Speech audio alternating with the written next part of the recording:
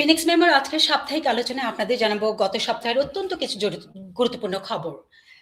নির্বাচনের পর খুব দ্রুত সময়ের মধ্যে ভারতের সাথে আমাদের পাথর গলতে শুরু করেছে। ক্ষুদ্র ব্যবসায়ী, চিকিৎসার জন্য ভারতমুখী মানুষ এবং ভ্রমণ পিপাসুদের জানাতে চাই, ভারতের জন্য সকল পর্যটন সেবা আবার চালু করেছে বাংলাদেশ। তবে দিল্লি বলেছে মার্চ এপ্রিলে তাদের নির্বাচনের পরেই বাংলাদেশের জন্য সকল পর্যটন সেবা চালু করবে তারা। এদিকে বিদেশি নির্বাচন পর্যবেক্ষকদের কথা আপনাদের একটু জানিয়ে রাখতে চাই যে তারা প্রত্যেকেই আমাদের চিঠি দিয়ে জানিয়েছেন নির্বাচন সুষ্ঠু হয়েছে। তবে বাংলাদেশের নির্বাচন নিয়ে অন্য যেখানেই বৈশ্বিক পরিমণ্ডলে যখনই এই ভদ্রলোকেরা কথা বলেছেন, তারা এই নির্বাচনটা কতটা সাজানো ছিল সে ব্যাপারে আলোচনা করেছেন। নির্বাচন পরিদর্শকদের কথা বলতে গিয়ে তুরস্কের কথা আপনাদের জানাতেই হয়। তারা যে শুধুমাত্র নির্বাচন সুষ্ঠু হয়েছে তাই বলেনি, তারা লিখিতভাবে উল্লেখ করেছে যে বাংলাদেশের ইলেকশন, জুলাই সনদ এবং সংবিধান পরিবর্তনের যে গণভোট হয়েছে তা সুষ্ঠু হয়েছে এবং তারা এর সকল প্রক্রিয়া কার্যকর দেখতে চায়। ভাবুন অবস্থা। তুরস্কের কথাটা বিশেষভাবে আপনাদের জানালাম কেননা যে গণভোটকে নিয়ে এত আলোচনা, সেখানে তুরস্ক সেই গণভোটকে ঢালাও বৈধতা দেওয়ার কথা বলছে। তুরস্কের কথা ভুলে গেলে চলবে না, কিন্তু তারা গত 18 মাসে আমাদের দেশে পাকিস্তানের পিছে পিছে থেকে এদেশকে জঙ্গিবাদ বানানোর নানা চেষ্টা করেছে, জঙ্গিবাদ উস্কে দেওয়ার চেষ্টা করেছে এবং তারা আমাদের স্বাধীনতা যুদ্ধের যুদ্ধাপরাধীদের বিচারের বিরোধিতা করেছিল সবচেয়ে প্রথমে বৈশ্বিক পরিপ্রেক্ষিতে, সেটা ভুলে যাবেন না। এদিকে নির্বাচনের পর ভূ রাজনৈতিকভাবে বাংলাদেশের উপর বিভিন্ন পরাশক্তির প্রভাব বিস্তারের একটা প্রতিযোগিতা চলছে, সেগুলো কিন্তু থেমে নেই। একটি মজার ঘটনা আপনাদের জানাই।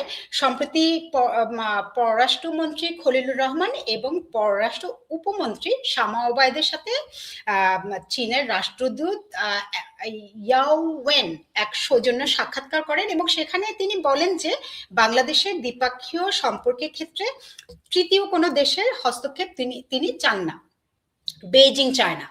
তিনি বলেন বাংলাদেশ সরকার চাইলে যে কোনো সময় তারা তিস্তা প্রকল্প বাস্তবায়নে কাজ শুরু করবে।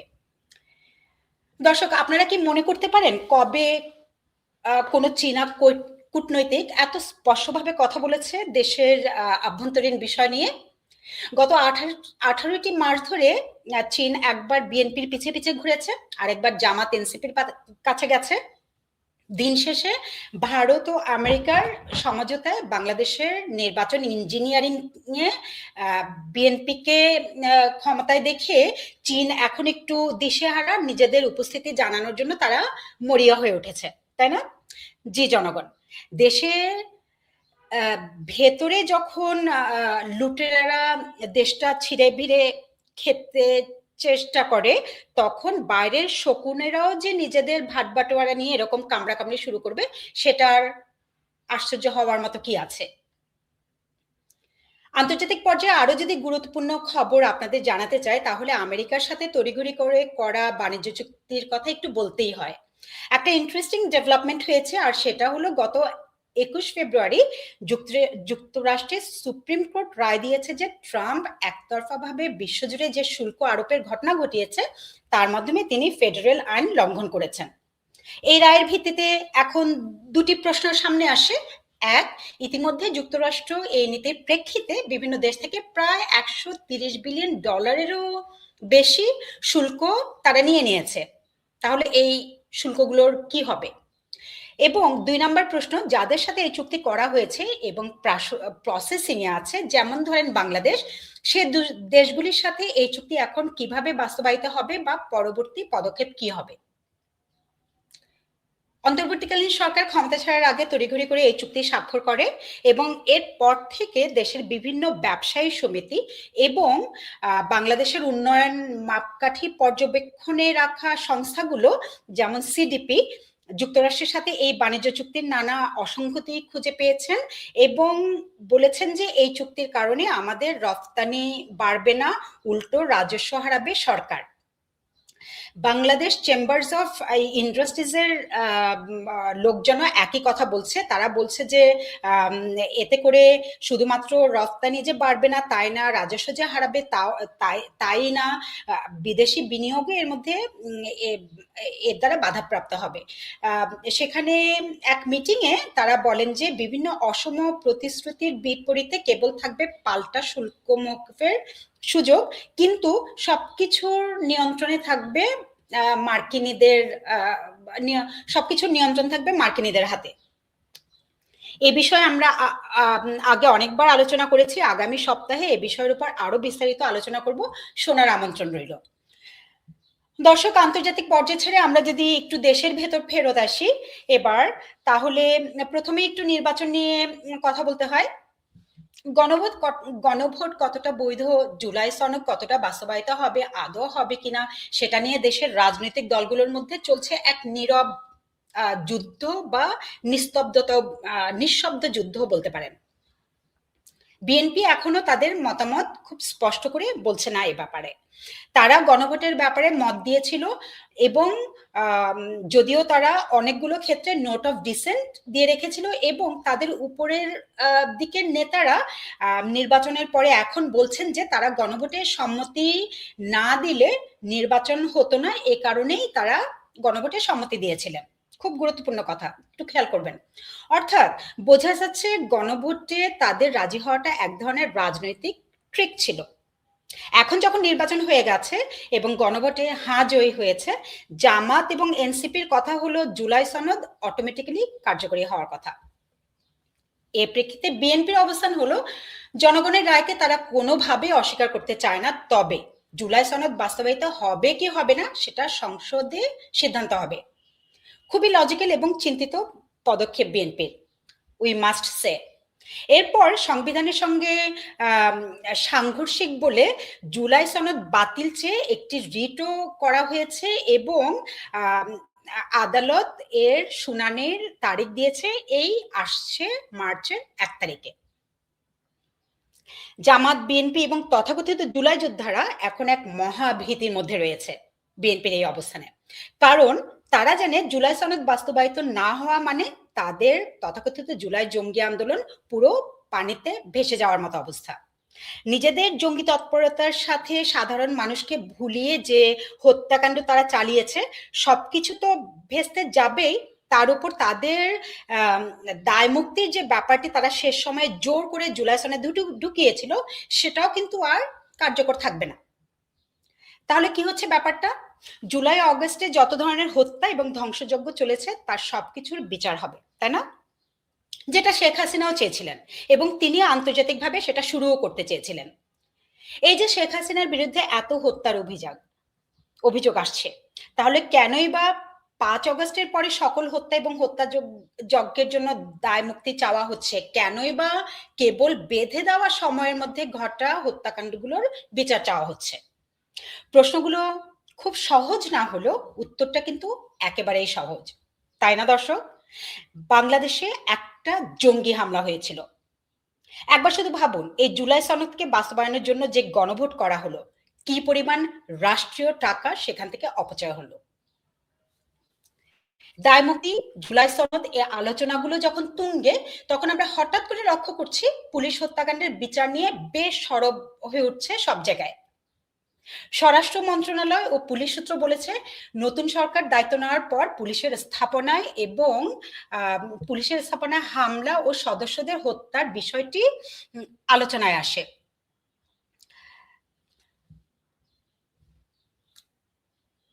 পুলিশের একাধিক ইউনিট হামলার আগেও পরের ভিডিও ফুটেজ এবং আলামত সংগ্রহ করে রেখেছে। পুলিশ সদর দপ্তরের ঊর্ধ্বতন এক কর্মকর্তা বলেন মামলা হলে অনেক রাঘব বোয়াল ফেঁসে যেতে পারেন। এদিকে 5 অগস্ট 2024-এর পর করা মামলাগুলোতে পুনরায় যাচাই বাছাই করতে পুলিশকে নির্দেশ দেওয়া হয়েছে। তো এর মধ্যে এনসিপি এবং জামাত এই সবকিছু নিয়ে আপত্তি জানিয়েছে। আপনারা খেয়াল করেছেন কিনা জানি না, জুলাই পুলিশ হত্যার বিচারের যে আলোড়ন শুরু হয়েছে নাগরিকের পক্ষ থেকে এবং পুলিশ বাহিনীর কাছ থেকে, এর মধ্যে জুলাই জঙ্গিরা আরেকটি ন্যারেটিভ দাঁড় করানোর চেষ্টা করছে। কি সেটা? তারা বলার চেষ্টা করছে যে পুলিশের উপর যত হামলা হয়েছে, যত হত্যাকাণ্ড পুলিশ বাহিনীর উপর চালানো হয়েছে, তার সবকিছুই নাকি হয়েছে 5 আগস্টের পরে, এবং এগুলো হয়েছে সে সকল জায়গায় এবং সে সকল পুলিশ অফিসারদের উপর যারা অন্যায় এবং অমানবিকভাবে জুলাই আগস্টে জনগণের উপর ঝাঁপিয়ে পড়েছিল কোনো রকম কারণ ছাড়াই।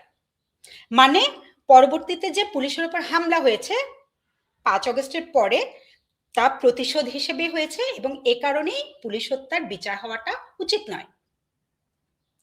দর্শক, এই ন্যারেটিভের মধ্যেই কিন্তু আছে দায়মুক্তির ব্যাপারটি, তাই না? এই ন্যারেটিভে নেই পুলিশের সম্ভাব্য আত্মরক্ষামূলক আচরণের কথা। তবে এসব বললেই তো আর পার পাওয়া যাবে না। আপনারা এখন দেখেছেন যে সবাই পুলিশ হত্যার নানা ছবি এবং ভিডিও ফুটেজ শেয়ার করছে, যা থেকে প্রমাণ পাওয়া যায় পুলিশ হত্যা শুরু হয়েছিল 5 আগস্টের আগে থেকেই। অন্যদিকে আইনিভাবে একটা প্রশ্ন তো থেকেই যায়, তর্কের খাতিরে যদি ধরেও নেই যে প্রতিশোধ হিসেবে পুলিশদের হত্যা করা হয়েছিল, তাদের উপর হামলা চালানো হয়েছিল 5 আগস্টের পরে, তারপরেও একটি দেশের এবং নিজের দেশের আইন শৃঙ্খলা বাহিনীর উপর নাগরিকরা এভাবে কখনো চড়াও হতে পারে না। এখানে তারা অন্য কোনো দেশের সাথে যুদ্ধ করছে না যে এ ধরনের হত্যাকে বৈধতা দেওয়া যায়। সুতরাং জনগণ, পুলিশ হত্যার ব্যাপারে প্লিজ সোচ্চার হবেন, এবং যার কাছে যত ডকুমেন্টস আছে সেগুলো যথাযথ জায়গায় পৌঁছে দেওয়ার চেষ্টা করুন। পুলিশরা সোচ্চার হচ্ছেন তাদের সহকর্মীদের বিচারের জন্য, আপনারা প্লিজ তাদের পাশে থাকুন। ভালো কথা, পুলিশ বাহিনী তাদের প্রতিবাদের প্রথম পদক্ষেপ শুরু করেছে তাদের নতুন ইউনিফর্মের প্রতি অনীহা প্রকাশ করে। তারা জানিয়েছে যে কোনো মতামত তাদের কাছ থেকে না নিয়ে এবং অন্যান্য গুরুত্বপূর্ণ বিষয় বিবেচনায় না নিয়ে ইউনূস সরকার এই পদক্ষেপ নিয়েছিল। আপনাদের জানাতে চাই যে তাদের এই প্রতিবাদে তৎক্ষণাৎ পদক্ষেপ নেওয়া হয়েছে, এবং পুলিশ বাহিনী তাদের নিজস্ব পোশাকে শীঘ্রই ফিরে যাচ্ছেন। ভাবুন, বিভিন্ন উপদেষ্টা এবং তাদের অঙ্গ সংগঠনের নানা জোচ্চুরির সাথে সাথে তারা কতভাবে সরকারি রাজস্ব নষ্ট করেছে। দর্শক, আইন শৃঙ্খলা বাহিনী সকল ধরনের নিরাপত্তা না দিতে পারলে সমাজের সব অবকাঠামো ভেঙে পড়তে পারে। 25 ফেব্রুয়ারি ছিল পিলখানা হত্যা দিবস। 2009 সালের 11ই জানুয়ারি শেখ হাসিনা দ্বিতীয়বারের মতো ক্ষমতা গ্রহণের মাত্র 1.5 মাসের মাথায় 25 এবং 26 ফেব্রুয়ারি এই নৃশংস হত্যাযজ্ঞ ঘটে। আর্মির উজ্জ্বল সব নক্ষত্র সেদিন দুই দিনের কয়েক ঘন্টায় প্রাণ হারায়। অনেক ধরনের থিওরি আছে এই হত্যাকাণ্ড নিয়ে। আওয়ামী লীগকে দোষারোপ করার ন্যারেটিভ গুলো অনেক অনেক বেশি ভারী। আওয়ামী লীগের এই ক্ষেত্রে সবচেয়ে বড় দুর্বলতাটি কি জানেন? তা হলো পরের বছরগুলোতে তারা কখনো এই ন্যারেটিভ গুলোকে শক্তভাবে অ্যাড্রেস করার চেষ্টা করেনি। আর এ কারণে বারবার আমরা শুনি শেখ হাসিনা এবং আওয়ামী লীগ এই হত্যাকাণ্ডের সাথে জড়িত। তারই ধারাবাহিকতায় বর্তমানে প্রথমবারের মতো এই হত্যাকাণ্ডের পেছনে শেখ হাসিনার নাম আসছে। দর্শক, কথা খুব পরিষ্কার, একটি দল ক্ষমতায় আসার 2 মাসের মাথায় এ ধরনের হত্যাকাণ্ড ঘটাবে না, কেননা এতে করে তাদের নিজেদের ক্ষমতায় টিকে থাকাই কঠিন হয়ে পড়বে।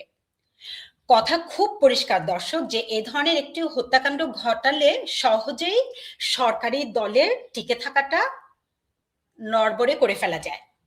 পিলখানা হত্যাকাণ্ড ঘটানোর পেছনে যে হত্যাকারীরা ছিল তারা সে পথটাই বেছে নিয়েছিল আওয়ামী লীগ সরকারকে ক্ষমতাচ্যুত করতে। এই বিষয়টা বুঝতে আসলে অনেক জ্ঞানী হতে হয় না, অনেক থিওরি কপচাতে হয় না। তো যেমনটি বলছিলাম, আইন শৃঙ্খলা বাহিনী দেশের সবচেয়ে গুরুত্বপূর্ণ অংশ। বিশেষ করে একটি দেশের সামরিক বাহিনীর গুরুত্ব আমাদের মতো দেশগুলোতে নানা ধরনের সাংঘাতিক রকমের প্রভাব ফেলতে পারে। তার প্রমাণ আমরা একবার দেখেছি 1971 দেশ স্বাধীনের পরের বছরগুলোতে, এবং আবার দেখলাম 2024 জঙ্গি হামলার পর থেকে। গত 18টি মাস আর্মির নানা কার্যক্রম না চাইলেও আমার আপনার আলোচনার বিষয় হয়েছে অনেকবার। আর্মির মধ্যে জামাতের প্রভাব, আমাদের সামরিক বাহিনীকে পাকিস্তানের নিয়ন্ত্রণে আনার চেষ্টা, এবং এর প্রেক্ষিতে সেনাবাহিনীতে নানা রদলবদল গত 18টি মাস আমাদের আলোচনার বিষয়বস্তু ছিল। তো বিএনপি সরকার ক্ষমতা গ্রহণের পর ১ সপ্তাহের মধ্যে আর্মিতে খুব গুরুত্বপূর্ণ কিছু রদল বদলের ঘটনা ঘটছে এবং আরো ঘটবে বলে আলোচনা আসছে। এর মধ্যে গুরুত্বপূর্ণ হলো সেনাবাহিনীর চিফ অফ জেনারেল স্টাফ বা পিএসও, যা খুবই একটি গুরুত্বপূর্ণ এবং প্রভাবশালী পদ, সেটির রদল বদল হয়েছে। আগের পিএসও লেফটেন্যান্ট জেনারেল কামরুল হাসানকে সরিয়ে দেওয়া হয়েছে। শুধু তাই নয়, সরিয়ে দেওয়া হয়েছে ডিজিএফআই এর মহাপরিচালককেও। শোনা যায় এই দুই ব্যক্তি জামাত হিজবুত ঘেঁষা ছিলেন এবং ইউনূসের অত্যন্ত প্রিয় পাত্র ছিলেন। ওয়াকার কি থাকছেন? বিএনপি কি আসলে সেনাবাহিনীকে পাকিস্তানের সেনাবাহিনীর আদল থেকে প্রভাবমুক্ত করতে পারবে বা জামাতেদের হাত থেকে রক্ষা করতে পারবে, বা সে চেষ্টা তাদের আছে? এই প্রশ্নগুলোর উত্তর আমরা সময়েই পাবো, অপেক্ষা করেন। গত সপ্তাহের আলোচনার কেন্দ্রবিন্দুতে আরো ছিল ইউনূস সরকার, তার উপদেষ্টা মণ্ডলী এবং অঙ্গ সংগঠনের ব্যক্তিদের দুর্নীতি, তাদের বিরুদ্ধে উঠে আসা নানা অপকর্মের কথা। আপনারা শুনেছেন ডক্টর ইউনূসের বিরুদ্ধে অনেকেই মামলা করার ঘোষণা দিয়েছেন। আমি শুধু এখানে ডক্টর শেখ হাফিজুর রহমান কার্জন স্যারের কথাটাই জানালাম। তো সেগুলো নিয়ে আমরা, তাদের এই দুর্নীতি নিয়ে আমরা আরো পরে বিস্তারিত আপনাদের সাথে আলোচনা করব। তবে দুর্নীতির কথা বলতে গিয়ে যে কথাটি বলতেই হচ্ছে সেটি হলো, আজ পর্যন্ত বাংলাদেশের ইতিহাসে কোনো গভর্নরকে, বাংলাদেশ ব্যাংকের গভর্নরকে এতটা অপমানিত হয়ে নিজের কর্মস্থল থেকে বের হতে হয়েছিল কিনা আমার জানা নেই। আসলে হয়নি কখনো। বাংলাদেশ ব্যাংকের গভর্নরের পদ একটি অত্যন্ত সম্মানজনক পদ। আমাদের টাকার নোটে তার সিগনেচার থাকে। ছোটবেলায় যখনই এই সিগনেচারটা টাকায় দেখতাম আমার খুব অবাক লাগতো।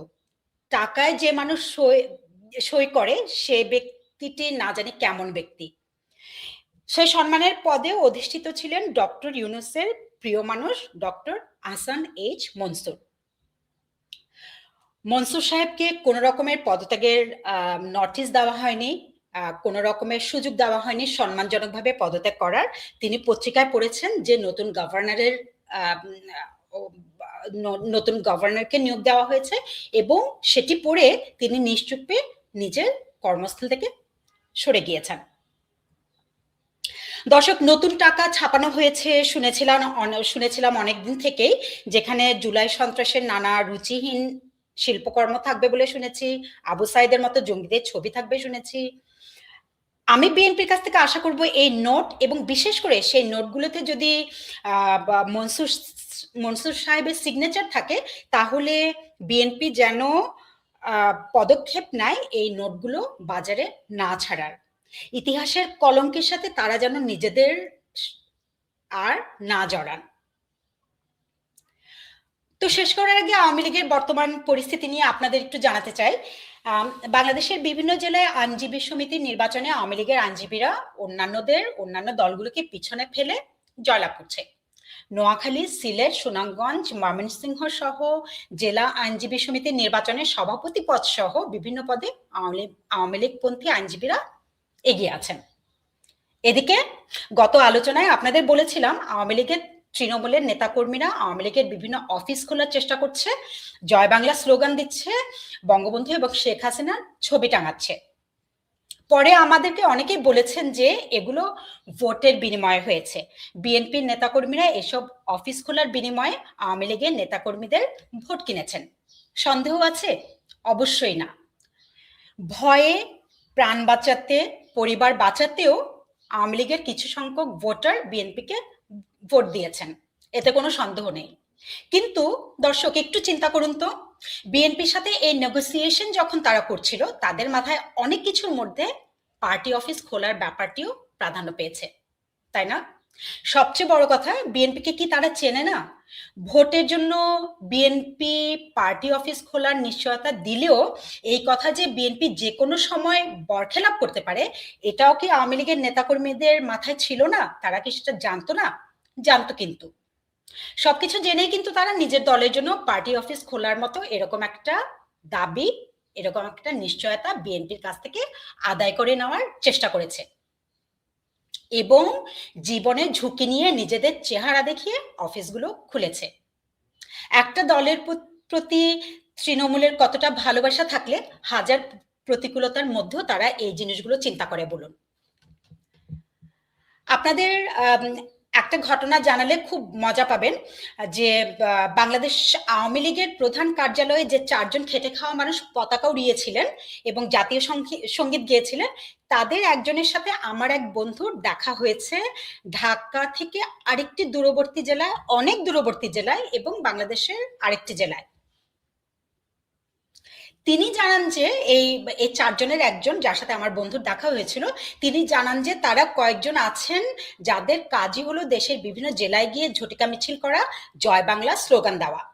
তিনি জানালেন যে এই কাজ করতে গিয়ে তার নিজের পকেট থেকে অনেক টাকা খরচ হয়েছে, তার ঋণও হয়েছে অনেক। খুব আশ্চর্যের বিষয় হলো এই যে এতক্ষণ গল্প করার সময় সেই ব্যক্তি আমার বন্ধুর কাছে কোনো টাকার সাহায্য চাননি। আমার বন্ধুটি টাকা দেওয়ার চেষ্টা করলেও সেই ভদ্রলোক টাকা নেননি, বরং তিনি বলেছেন যখন নেত্রী ফিরবেন, এবং ফিরবেন তো বটে, তখন রাস্তায় নেতাকর্মীদের জায়গা হবে না, কারণ সিএনজি চালক, দিনমজুর, কৃষক শ্রমিকরাই রাস্তা ভরে ফেলবে, নেত্রীকে ঘিরে থাকবে। তো এই হলো আওয়ামী লীগের তৃণমূল। এরা অনেক বড় নেতাদের ভিড়ে শেখ হাসিনার কাছেই যেতে পারেন না। এরা দলের কোনো সুযোগ সুবিধার তোয়াক্কাও করেন না। এরা শুধু আওয়ামী লীগকে ভালোবাসেন, এরা বঙ্গবন্ধু সৈনিক, এরা শেখ হাসিনার মুখের দিকে তাকিয়ে আছে আবার কবে তারা নির্ভয়ে জয় বাংলা বলতে পারবে, 7ই মার্চের ভাষণ জোর দিয়ে শুনতে পারবে। বিএনপির শাসন আমলে সে সুযোগ কি তারা পাবে? আওয়ামী লীগের নেতাকর্মীদের এই মৃত্যুর মিছিল কি বন্ধ হবে জেলে বা জেলের বাইরে? এই প্রশ্নগুলো রেখে আজকের মতো আলোচনা শেষ করছি। ধন্যবাদ। জয় বাংলা।